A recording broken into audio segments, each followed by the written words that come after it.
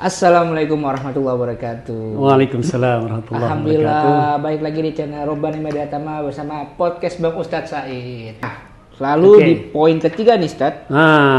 Ini mirip-mirip dengan poin kedua. Membaca dan ketiga adalah mentadaburi. Maksudnya apa, Ustadz? Mentadaburi gitu, Ustadz? Kalau membaca itu poinnya ada di lisan. Keluar huruf bacaan Quran oleh ucapan lisan kita, kalimat per kalimat, ayat per ayat, itu konteks dari membaca. Tapi kalau mentadaburi Al-Quran, tadabur itu artinya renungan, penghayatan, sehingga bukan hanya dia membaca huruf-huruf kalimat-kalimatnya, dia coba berusaha untuk memahami kandungan ayatnya. Menangkap pesan-pesan ayat ini apa sih? Bicara tentang apa sih? Mengapa Allah sampai mengatakan seperti ini dalam ayat ini misalnya? Nah, itulah yang dimaksud dengan salah satu fungsi Quran di samping untuk dibaca juga untuk ditadabburi. Sebagaimana dalam surat Shad ayat 29 di buku ini juga dijelaskan, kitabun anzalnahu ilaika mubarakun liyadabbaru ayatihi wa liyatadzakkara ulul albab. Kitab Al-Quran yang kami turunkan kepadamu penuh berkah itu Quran. Quran itu kitab suci yang penuh berkah. Tapi seperti apa keberkahan itu akan dirasakan? Lihat dabbaru ayatihi. Kalau mereka menghayati ayat-ayatnya, mentadaburkan tadi dan agar orang-orang yang berakal sehat mendapat pelajaran. Artinya dia tidak hanya sekedar membaca, tapi juga dia merenungkan ayat-ayat Al-Quran. Nah, di sini ada 2 poin, cara-cara tadabur.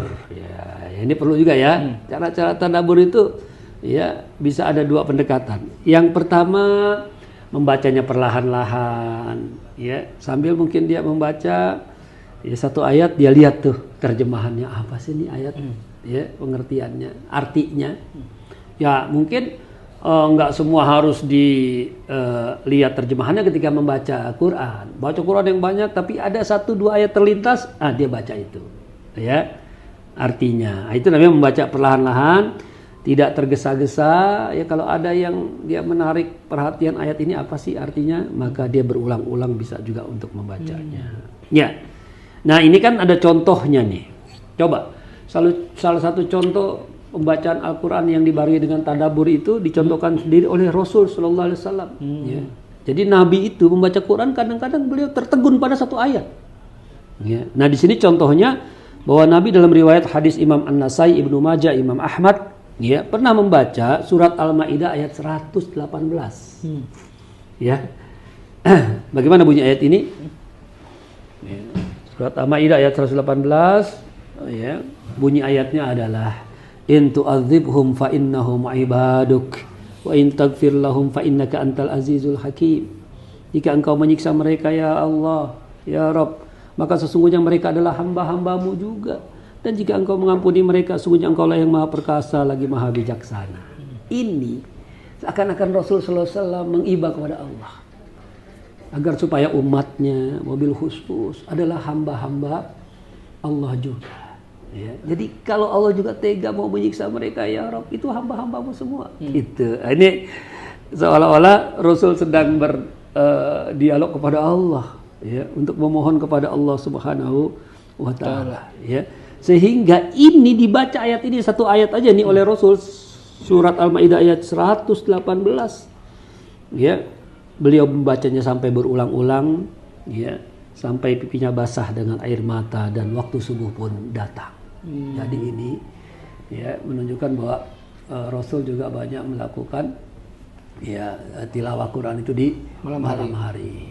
Mulai menjelang sampai subuh datang. Basah pipinya Nabi ini. Apalagi setelah mengulang-ulang surat Al-Maidah ayat 118. Nah, itulah salah satu contoh tadabbur. Kemudian yang kedua, kita bisa meningkatkan tadabbur kita kepada Quran, renungan kita pada Al-Quran adalah dengan merujuk kitab-kitab tafsir yang ada.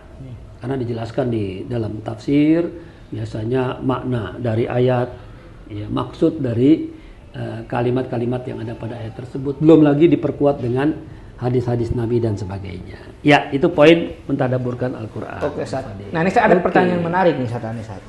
Jadi ada teman aneh. Ambil minum ya. Sambil kopi, Ustaz. Dia mungkin ini khusus dia ya, nggak tahu kenapa ya. Jadi dia membaca Al-Quran tuh baca artinya doang, Ustaz. Mungkin dia masih terbata-bata, terus saya tanya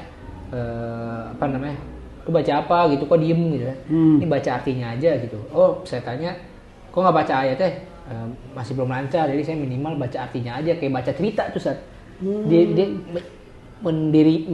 agar dia baca Quran dia begitu. Nah, itu gimana, Ustaz? Tanggapan Ustaz? Itu termasuk tadabbur apa gimana, Ustaz? Ya. Tapi dia baca artinya aja, Ustaz, kayak baca cerita gitu.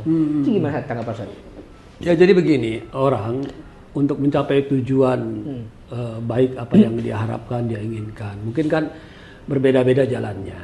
Mungkin juga bertingkat-tingkat juga tahapannya. Ya, ada yang tahapannya dari kecil kita emang udah belajar ngaji, maka diajarkanlah huruf-huruf hijaiyah, ya kan? Alif, ba, ta, sa dan seterusnya, sampai kemudian mengeja dan sebagainya kan. Kalau zaman sekarang ada iqra, ada qiraati, ada apa segala macam ya. Ya, dan memang kalau dilihat dari hadis, yang dimaksud dengan baca Al-Quran adalah membaca huruf-huruf dan kalimatnya. Man qara'a harfan min kitabillah falahu hasanah. Siapa yang membaca satu huruf dari Al-Quran, dia akan dapat satu kebaikan. Hadis riwayat Imam Tirmidzi. Jadi ini tetap menjadi satu ketentuan definisi pengertian tentang membaca Al-Quran. Adapun ya dia akhirnya memulai dengan membaca terjemahannya. Ini banyak cerita kisah-kisah orang-orang yang memang ingin mengenal Islam. Dia baca dulu dari terjemahannya. Tapi kalau dia dari situ bisa menangkap juga pengertiannya, maknanya, itu bagus juga. Tinggal kemudian soal dia belajar membaca Quran dengan tajwid yang benar, tahsin yang benar, itu sambil belajar, sambil jalan. Artinya nggak ada yang bisa dipersalahkan juga apa yang dilakukan oleh teman ente tadi itu. Bahkan juga banyak ilmuwan barat tersentuh karena artinya ya. Betul ya saja. Jadi ya segala sesuatu kalau emang tujuannya juga untuk mengarah kepada kebaikan, insya Allah menjadi baik.